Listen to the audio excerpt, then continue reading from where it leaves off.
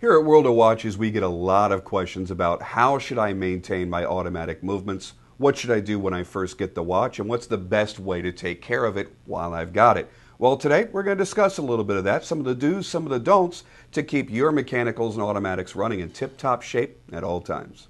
The beauty of having an automatic movement is the fact that at some point during that watch's production, human hands had to have come in contact with it to balance it, to regulate it, and get it to run. You've got to realize when you're looking at automatic movement, if you laid out all of the parts in front of you, every single component from that movement, you're laying out 75, 80, 100 different components that on their own do absolutely nothing. And when put together by somebody that doesn't know what they're doing, they'll still do nothing. But it's when that craftsman, that watchmaker, assembles that movement and breathes life into it that it gains, well, kind of a soul. And that's why mechanicals and automatics will always be the most valuable and most collected type of watches you can get. Now, what we're going to be showing you here is what you should do when you first get your watch and how you should maintain it over its life.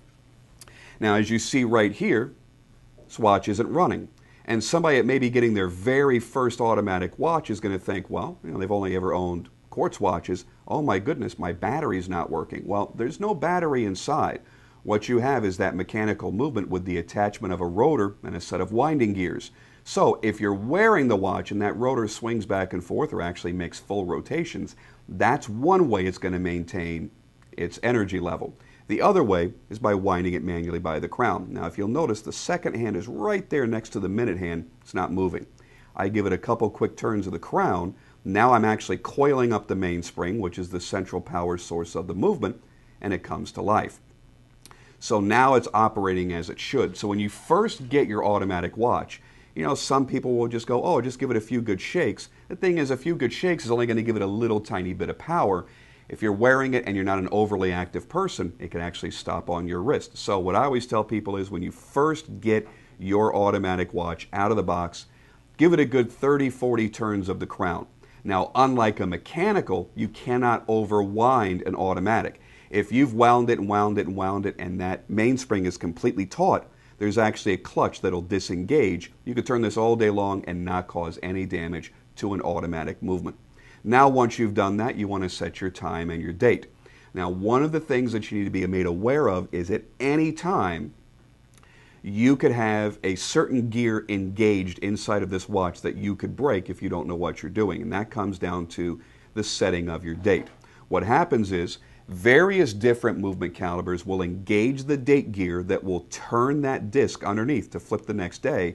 It'll be engaged at different times. So as a general rule, we say anywhere between 9 and 3 that date gear could be engaged. Now it doesn't matter if in your mind you're thinking it's AM or PM. When you pick up a watch that's not running, you don't know if it was displaying AM or PM. So the very safest thing to do is go ahead and advance your hands. Remember, you always want to move your hands in a clockwise fashion down to 6 o'clock, because as far as I know, there's no date gear made that will be engaged when the hands are at 6 o'clock.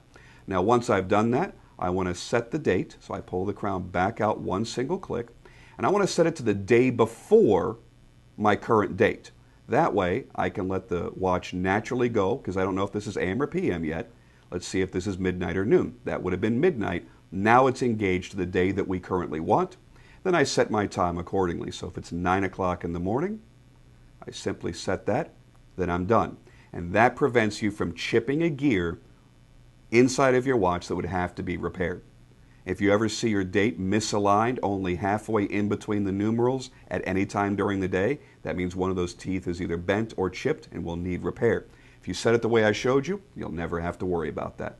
So now you've wound up your watch, it's fully wound, fully running, you've set your date, you set your time, you're ready to go.